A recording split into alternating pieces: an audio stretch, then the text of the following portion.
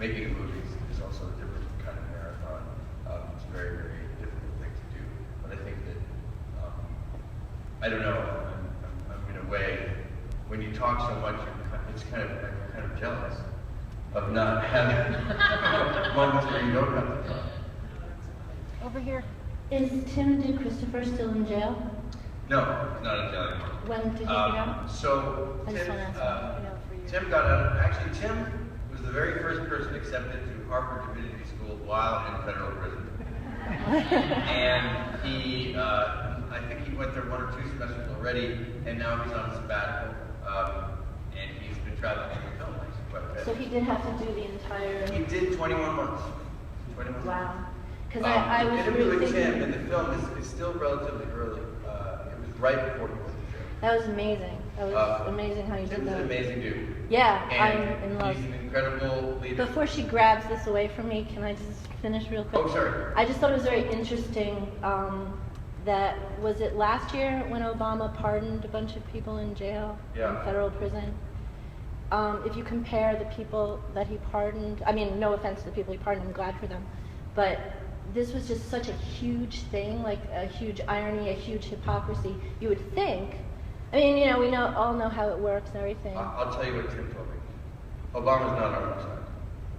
Well, yeah, that's, I mean, Obama well, is any one with Tim and person, us in prison. she's going to grab this with me, so let me say this real quick.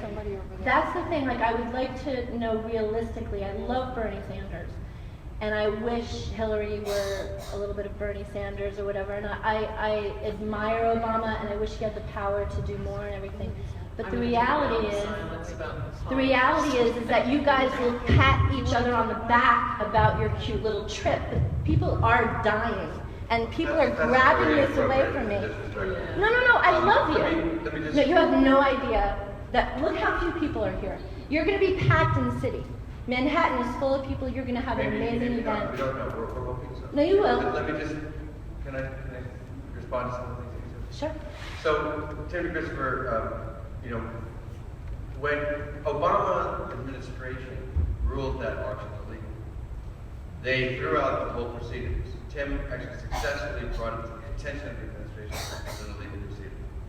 They still prosecuted him, and in federal court, and they disallowed him to use climate change as a defense. They couldn't tell the jury why he did what he did. They didn't allow them to do that. So we just don't have a lot of Until the context for this, and I'm sorry, we just don't know. And so we can continue this. But I did want to say this. Okay. You don't have to wish anything about Hillary Clinton. Just go out and make Bernie win. Then she goes away. She goes away. If Bernie wins New York, I think we win the nomination. It's that important. And I don't think we win it for Bernie. I think we know that this has been a permanent state of revolt and revolution from us here in New York on these issues, whether it's fracking, Occupy, or all of these movements that have been springing up across the world. They're very, very important to strengthen. That's why I like the campaign, because it's a convergence of those movements. Okay. Is there one more question that we have for John? Is that all the time we have time for? That's, well, you know, actually, you know, something we have 10 more minutes. Great. Thank you. Hold on, can we have somebody else? Is that okay? Because I want to hear from many audience members. I appreciate your points. Yes. Go ahead.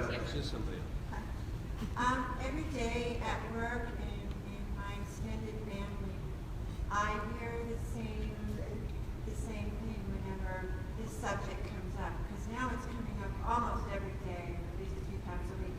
And those that I work with, and like I said, extended family, all say the same thing. Oh, there's always been climate change, and this is just another thing that's happening, because there are a lot of people out there saying this because they're on the other side and they want us to believe this. So what I would like to know what you all would suggest for people like me to respond to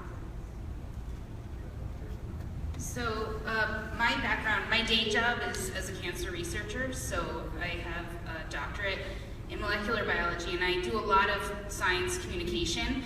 And I think for myself, it depends on if the person is actually open to changing their mind.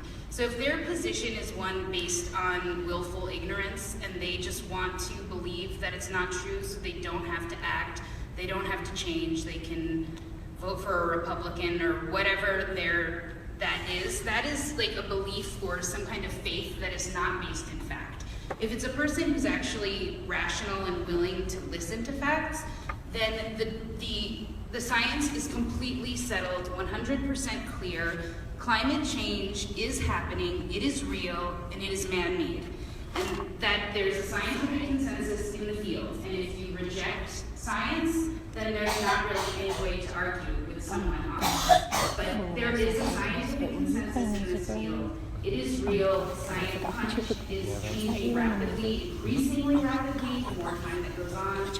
And, you know, for folks that are like my father's age, he's in his early 70s, in his lifetime, he can remember back to his childhood versus what things are like now and see for himself that in his own lifetime perceived climate change. And in my lifetime, I perceived climate change. Like the ice festival we used to do where everybody went ice fishing on the lake, it doesn't happen anymore because the lake doesn't freeze ever anymore. So there are things that you can perceive for yourself that will prove this to you, but there is a lot of science behind this. It is clear, and anything you hear to the contrary is cherry-picked information that is not supported by peer-reviewed scientific literature.